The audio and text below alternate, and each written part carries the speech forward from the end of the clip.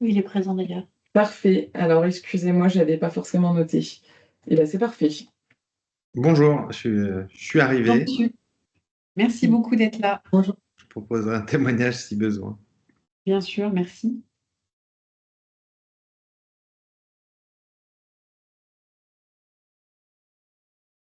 Ok, alors donc moi je suis Sophie Gien, donc je suis responsable du pôle de la formation. C'est moi qui vais vous proposer ces quelques diapos pour, on va dire, reposer un cadre et lancer le sujet.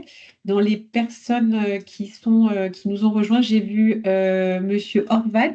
Si vous voulez vous présenter, monsieur. Oui, ben, bonjour, Michel Horvat, généraliste à Annemasse. Très bien, merci d'être là, merci beaucoup. Et j'ai vu Océane Panda. Oui, bonjour, vous m'entendez bien? Oui, très bien. Je suis Océane Panda, chargée de mission à la CPTS du Bas-Chablais, en Haute-Savoie. D'accord, ok, très bien.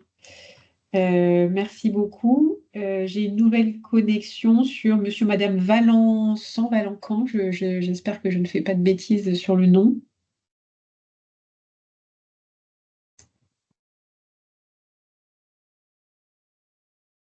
Non? Bon, pas de présentation. Ok, très bien. Bah, écoutez, donc merci d'être là aujourd'hui. Donc on va faire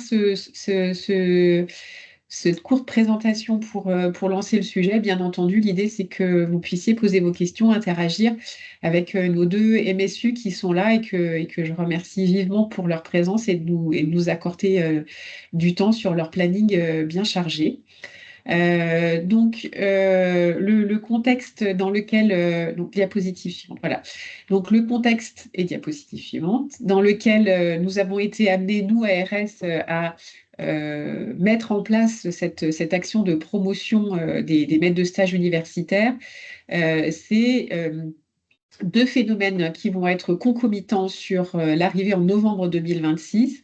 Alors, d'une part, d'une arrivée d'un palier d'augmentation assez significatif du nombre d'étudiants qui ont eu la réforme Numerus Apertus, hein, donc vous savez, qui s'est mis en place en 2020 et qui va donc amener à augmenter progressivement le nombre d'étudiants avec des irrégularités importantes sur la région, hein, puisque nous, sur la faculté de Lyon, on est à plus 50% et on est à plus 20-25% dans les autres facultés. Donc, vous voyez, c'est un peu irrégulier. Mais en tout cas, toujours est-il que ce nombre d'étudiants va arriver à l'internat et donc prendre leur premier poste d'interne en novembre 2026.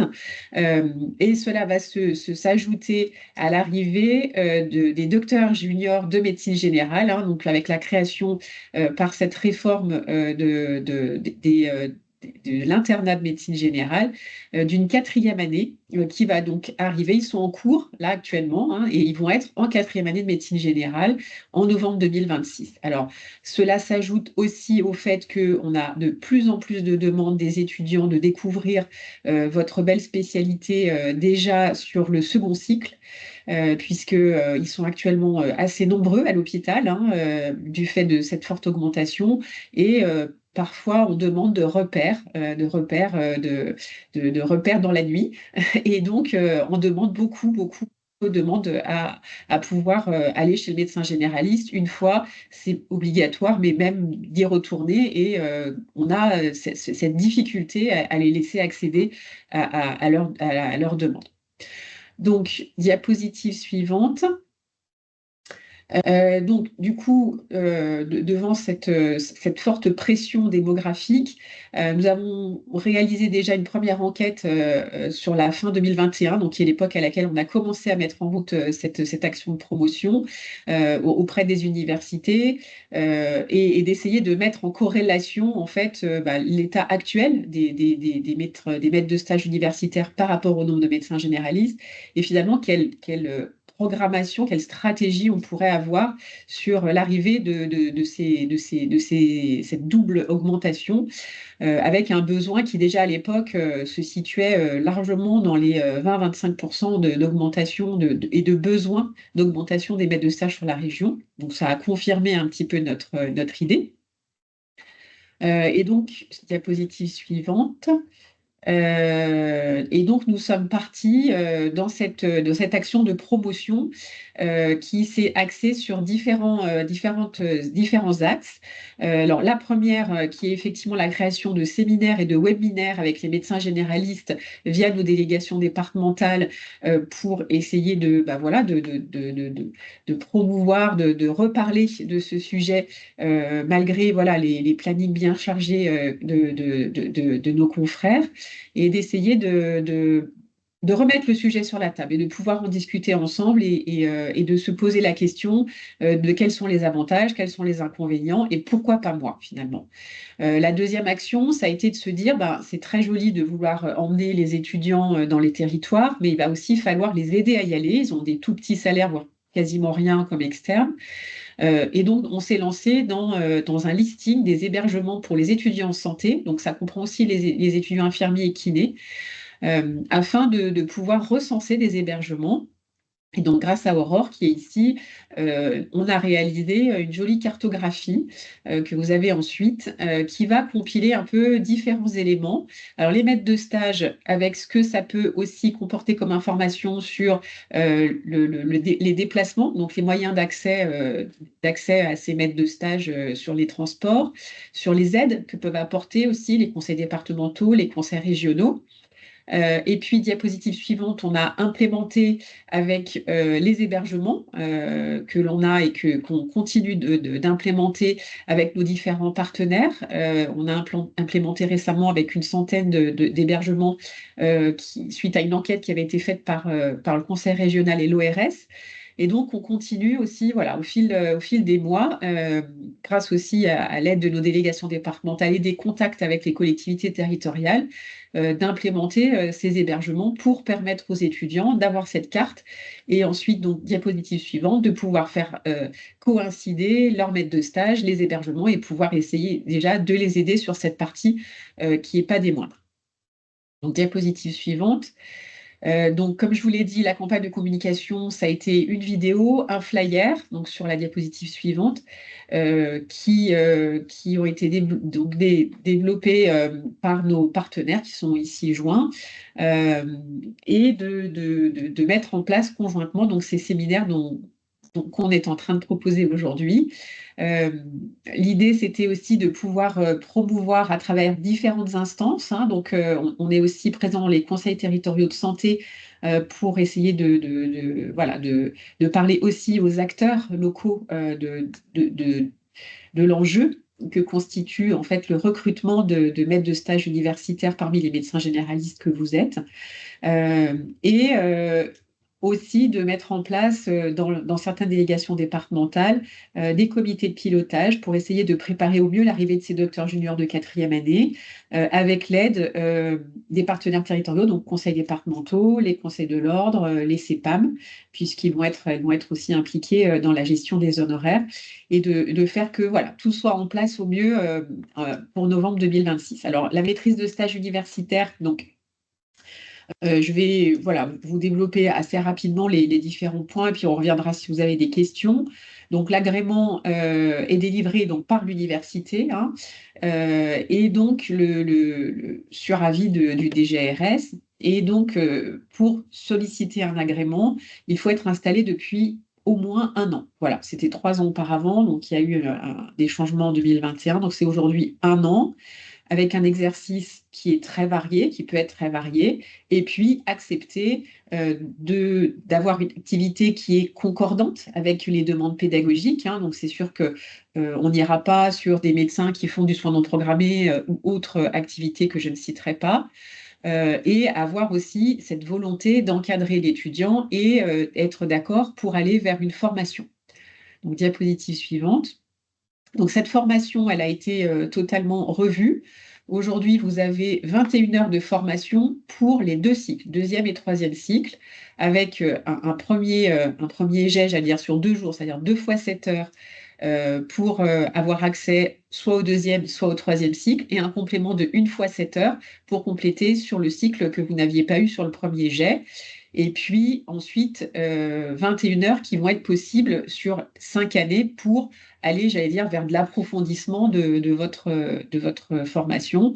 L'ensemble étant, bien entendu, adoubé par la LDPC et par votre formation continue avec la rémunération qui va avec.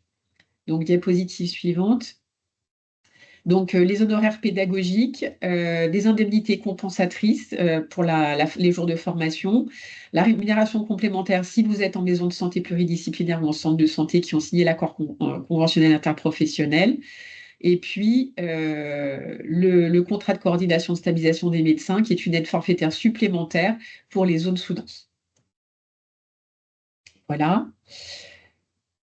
Dernière diapositive, simplement pour vous dire que l'ARS soutient la spécialité de médecine générale à travers toutes les instances dans lesquelles on va être présent.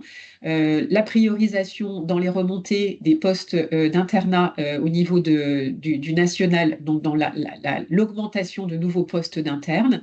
Dans le cadre de la proposition du deuxième DES qui est aujourd'hui possible après 3 ans d'exercice, là encore, on a priorisé 8 spécialités, dont la médecine générale.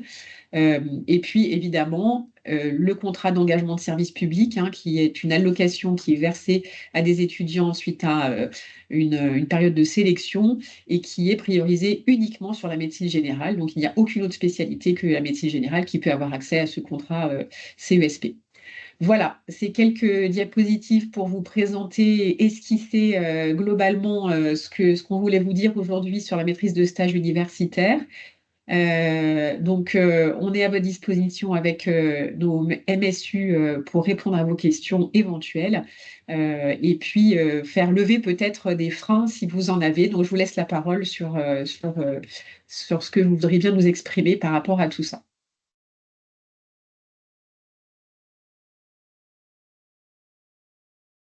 Peut-être sur nos médecins généralistes présents, peut-être Dr Horvath, est-ce que vous avez peut-être des choses à nous dire par rapport à vos motivations d'être là aujourd'hui et vos freins peut-être sur cette maîtrise de stage?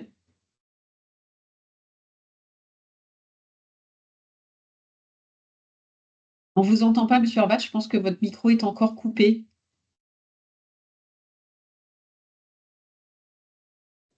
Voilà. Voilà, C'est bon. super. Ouais, c'est parfait, merci. Voilà, donc moi j'ai fait une formation il y a 3 ans de maître de stage. J'ai eu des externes, j'ai pas eu d'internes parce qu'il n'y avait pas de possibilité, il n'y avait pas assez d'étudiants en fait pendant une certaine période. Et donc donc là je cherche à faire une formation complémentaire pour me préparer pour l'année prochaine en fait. D'accord. Parce qu'en fait, c'est pas si simple que ça d'avoir des étudiants quand il y a pas assez d'étudiants et trop de maîtres de stage. Alors, c'est vrai que nos MSU vont en parler. On est actuellement dans une période de creux avant la grosse montée. C'est-à-dire qu'en fait, on a cette année, novembre 2024, mais il va aussi se poursuivre en novembre 2025, eu la réforme de l'internat. Donc, vous avez dû en entendre parler. Donc, on n'a plus les ECN, mais un nouveau concept. Et en fait, il y a environ entre 1000 et 1500 étudiants au national qui n'ont pas passé l'obstacle, qui ont fait un refus d'obstacle et qui ont décidé de redoubler pour voir un petit peu comment cette réforme allait se passer. Ce qui fait qu'on on était déjà sur une période où on était en accord, je dirais, entre le nombre de MSU et le nombre d'étudiants, avec, vous savez, cette inadéquation qui est obligatoire, puisqu'on est obligé de leur proposer 7% de postes supplémentaires par rapport au nombre de postes. Et puis est arrivée là-dessus cette réforme qui, sur cette année et l'année prochaine, va accentuer le déficit d'internes. Et l'idée, c'est que on va, suite à ce creux, avoir vraiment la hausse double qui va être l'arrivée de ces internes qui ont refusé l'obstacle. À un moment donné, il va quand même bien falloir qu'ils le sautent. Donc, qui vont arriver en première année d'internat, associés à la hausse de 25% des premières années de médecine générale, associées à la 4e année de médecine générale de l'ensemble des promotions de médecine générale. Donc, effectivement, vous avez raison. Aujourd'hui, il y a plus de MSU que d'internes. Ça va durer encore probablement l'année prochaine. Et en novembre 2026, ça va être par contre compliqué parce que là, on va solliciter le plus possible de maîtres de stage, mais qu'en attendant, il faut qu'on arrive à faire patienter en disant, ben voilà, il y a une période de creux qui va être compliquée à gérer en novembre 2026. Du coup. Voilà. Mais vous avez raison sur ce sujet. Pour répondre Donc, à la question, pour on la va formation, vous avez différents organismes de formation, mais un qui est vraiment prédominant au niveau de la formation des maîtres de stage, qui est CNG Formation. Et vous trouvez sur leur site toutes les formations complémentaires. Donc, si vous avez une formation initiale à la maîtrise de stage de 3e cycle, et ben vous avez des formations complémentaires qui sont accessibles 1 an après cette formation initiale. Et vous avez droit à 21 heures en 5 ans. Donc, vous avez différentes formations qui sont proposées. Pour ce qui est de la formation des docteurs juniors, pour l'instant, cette formation, elle est en cours d'écriture. Dès qu'on aura les derniers éléments des arrêtés pour définir de quelle façon et qu'est-ce qu'il y aura au niveau pédagogique dans ces formations pour les docteurs juniors, avec les objectifs pédagogiques qu'auront les docteurs juniors et de quelle façon ils vont travailler. Et si vous étiez agréé 2e cycle, vous avez une formation complémentaire qui est de 7 heures pour pouvoir postuler à un agrément du 3e cycle. Et même chose, vous avez sur les organismes de formation toutes les informations et les lieux et les formations proposées. Il y en a dans toute la France et dans la région. Donc, vous pouvez aller sur les sites de formation pour regarder les dates et les lieux. Merci beaucoup. Sandra souhaiterait poser une question, a priori. Oui.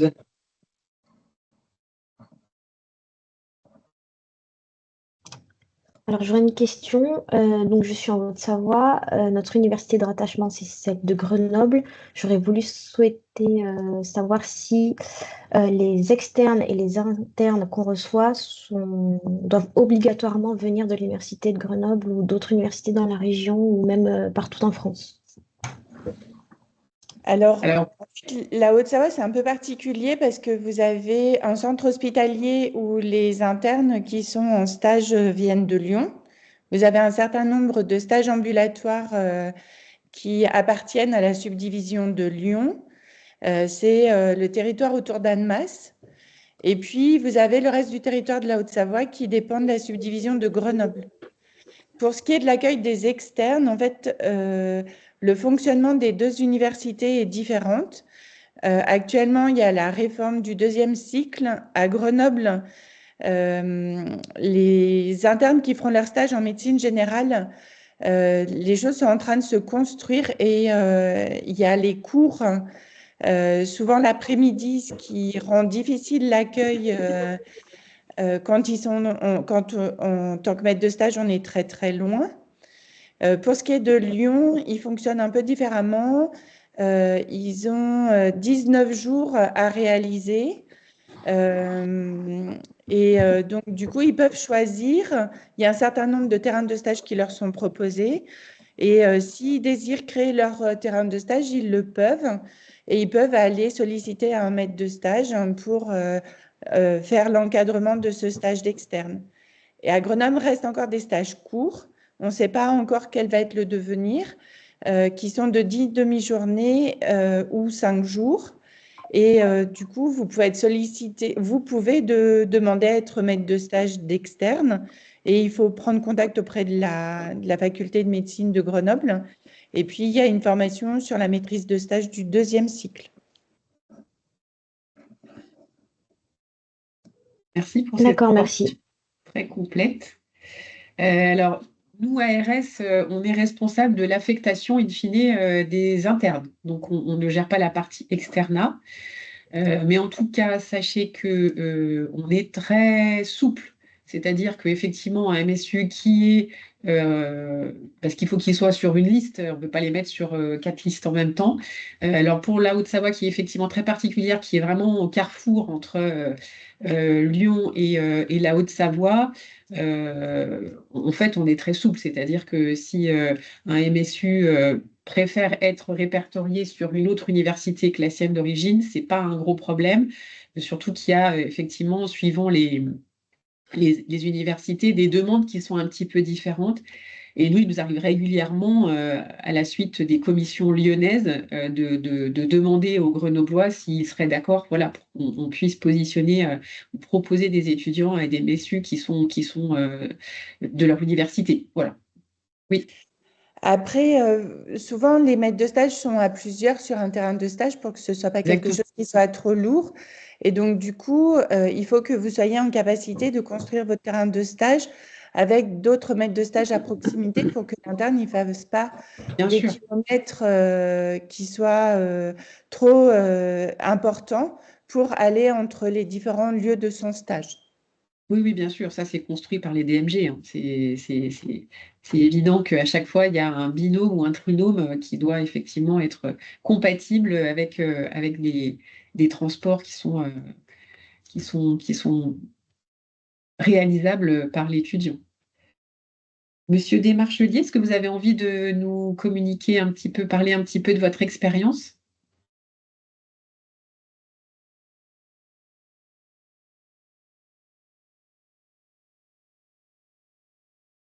Le voilà. Excusez-moi. Oui, avec plaisir. Ça fait une dizaine d'années que je suis maître de stage maintenant. Oui, Donc on est dans un cabinet de groupe. On a des étudiants. J'ai eu des étudiants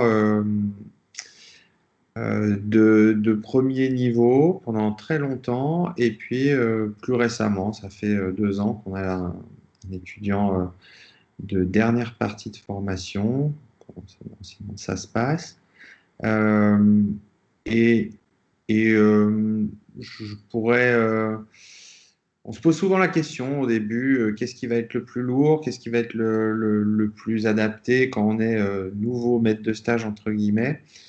Et en fait, avec le temps, je me rends compte que c'est toujours plus confortable d'avoir un étudiant en premier semestre. Christelle, j'ai plus les noms en tête maintenant qu'on utilise, mais entre le premier semestre de stage ambulatoire et le deuxième de fin de cursus.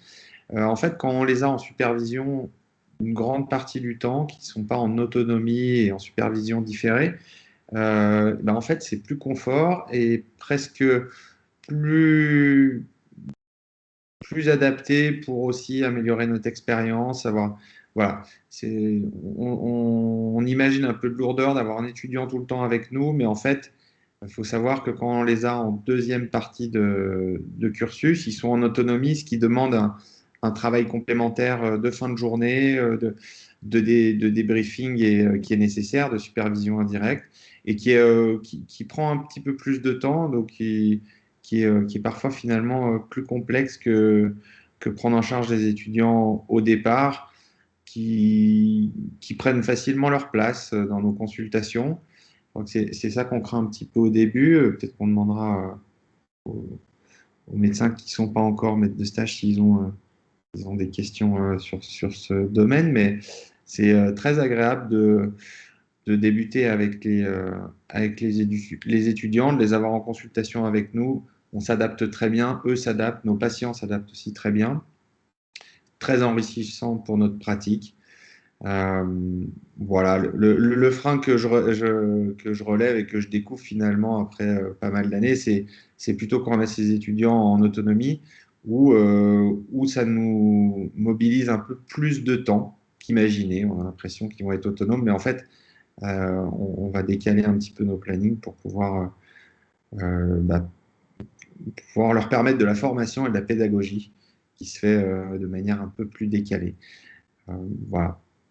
Pour l'instant, c'est ce que j'ai à en dire. Si j'avais noté un élément, c'est que qu'est-ce que deviennent nos étudiants quand ils sont passés chez nous? C'est aussi assez agréable de voir qu'on garde souvent un lien. Ils reviennent chez nous travailler Et c'est un avantage pas négligeable. C'est nos futurs remplaçants. Euh, pour nous, c'est un confort et pour eux, c'est un confort énorme quand nos semestres se sont bien passés, ce qui est toujours le cas. Mais ils reviennent volontiers et ils se proposent même de venir quand ils finissent, quand ils attaquent leur période de remplacement, de venir chez nous. Et dans cette période où trouver des remplaçants est difficile, c'est agréable d'avoir des gens de confiance d'emblée et qui se sentent bien de travailler avec nous. Donc, chez nous, on n'a pas eu d'installation consécutive avec nos remplaçants, si je ne me trompe pas. Mais, euh, mais par contre, ils nous ont tous remplacés globalement. Et voilà, c'est un élément qui est assez agréable. Parce que je peux en dire ce que j'ai en tête. Merci Une de beaucoup. nos associées actuelles était une de mes premières internes en stage niveau 1. Ouais. Ah oui, ça vous permet, vous, de voir un petit peu la compatibilité aussi interpersonnelle, et puis eux, d'appréhender aussi toute la partie technique, qui est toujours très anxiogène quand on remplace et qu'on arrive dans une ambiance, un milieu qu'on ne connaît pas, le personnel, le matériel, l'informatique, où c'est quand même une adaptation qui est compliquée, et donc ça leur permet aussi d'avoir déjà ces soucis en moins, donc c'est quand même très important.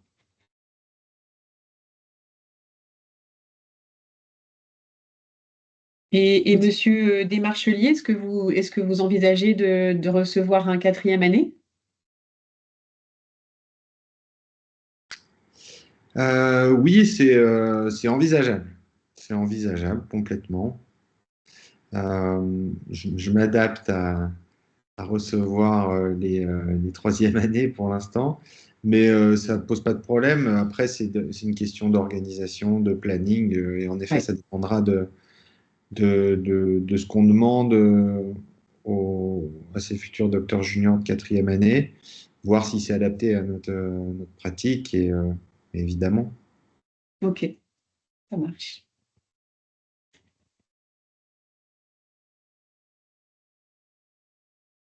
Disiez Oui. par rapport aux freins que vous avez, vous, identifiés, est-ce que les médecins qui sont connectés par ailleurs et MSU ou non MSU, est-ce que de votre côté, vous avez également relevé d'autres freins? C'est intéressant qu'on puisse le soulever ici et peut-être détricoter les éléments.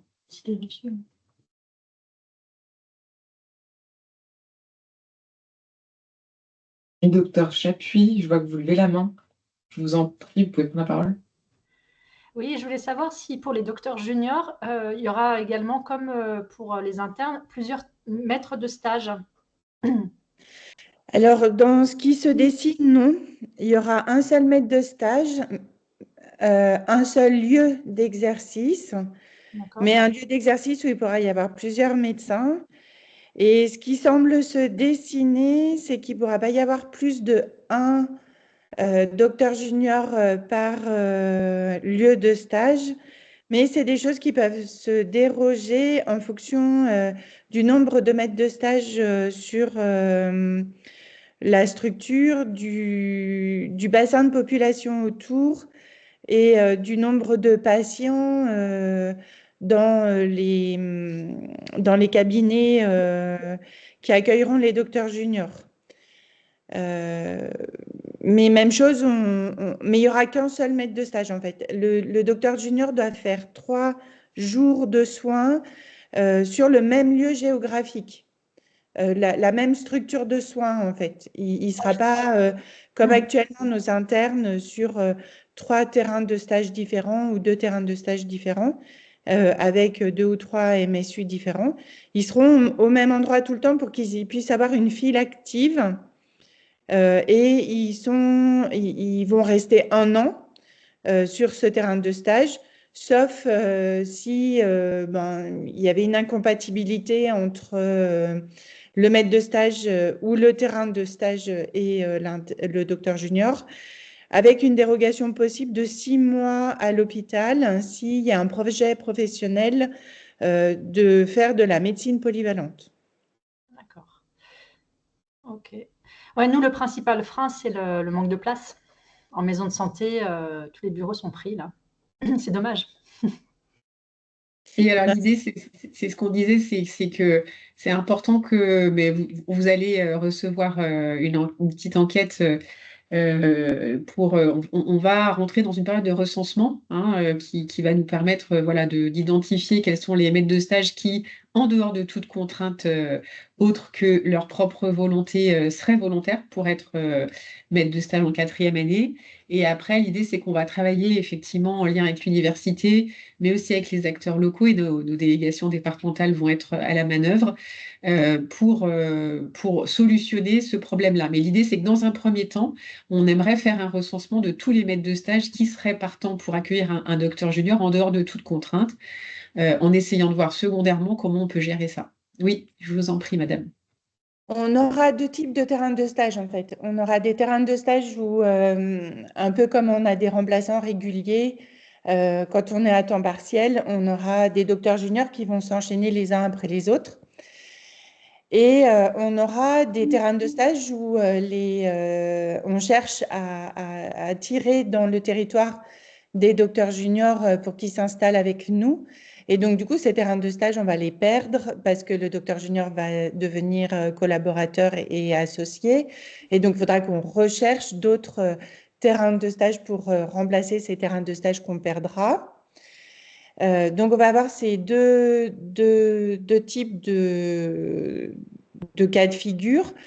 Après, on envisageait que si on crée des cabinets secondaires, le médecin principal aille sur le cabinet secondaire, par exemple, un jour par semaine, et le docteur junior serait à sa place dans son bureau le jour où lui serait sur un cabinet secondaire, ou à des structures où il y a plusieurs médecins qui sont à temps partiel, où le docteur junior pourrait être dans les bureaux des médecins à temps partiel quand eux ne sont pas dans leur cabinet. En sachant que le docteur junior, il y a aussi dans cette réforme la forte idée de les former, de les encourager à être maîtres de stage et que un an après leur installation, s'ils s'installent dans un cabinet, ils deviennent eux-mêmes être maîtres de stage. Et donc l'idée, c'est aussi de relancer cette dynamique territoriale, de se dire, ben, on perd un terrain de stage, mais on ne le perd pas pour longtemps, parce que ce docteur junior, dans un an, d'installation, il sera lui-même maître de stage. Voilà, donc c'est aussi l'idée de lancer cette dynamique et de relancer cette dynamique positive sur le plan territorial.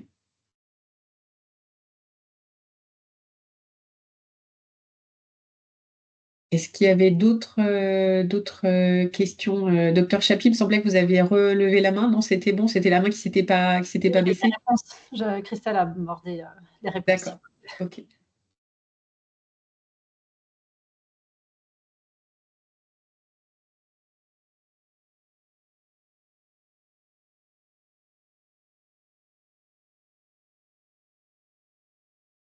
Bon, écoutez, si on a achevé sur le sujet, sur les freins, je crois que les collègues essayaient de relancer un petit peu sur les freins.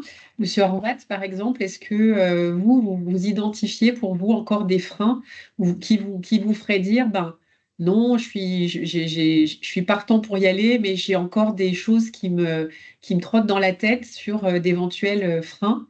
Est-ce que vous avez envie de prendre la... Oui, non, j'ai pas de frein. Moi, je suis très motivé pour commencer. Je suis prêt, donc je me suis formé et puis j'ai de la place au cabinet, donc voilà, il n'y a pas de problème, hein. Ok. Dans ce J'attends que vous entendez, 2026.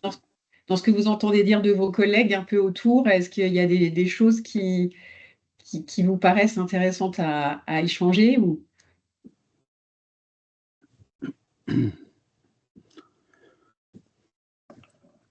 Bah, de toute façon, moi, autour de chez moi, donc ceux qui sont dans mon groupe de pairs, par exemple, j'ai quand même des confrères qui sont maîtres de stage depuis longtemps, qui vont partir, hein, qui vont prendre leur retraite. Donc, je pense que c'est pas, ça sera pas du luxe d'avoir des nouveaux maîtres de stage, hein. Ouais.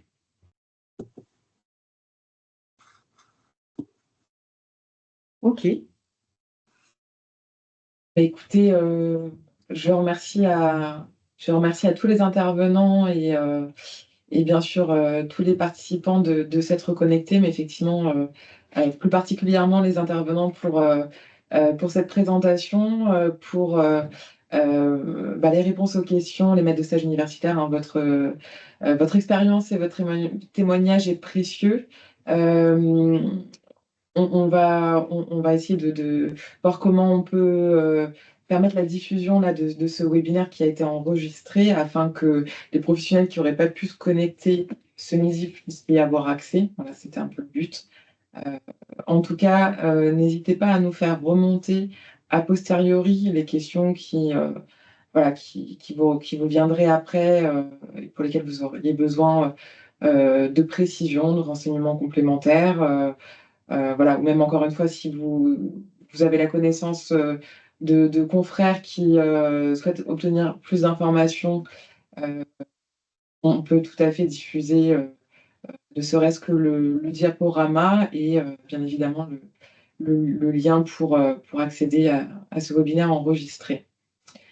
Voilà, si personne n'a de questions supplémentaires, je vais vous souhaiter un bon appétit pour ceux qui n'ont pas encore déjeuné et une bonne après-midi. Et encore merci à tous pour votre participation. Merci à tous. Au revoir. Merci, bonne journée. Au revoir. Au revoir. Bonne journée. Merci à tous.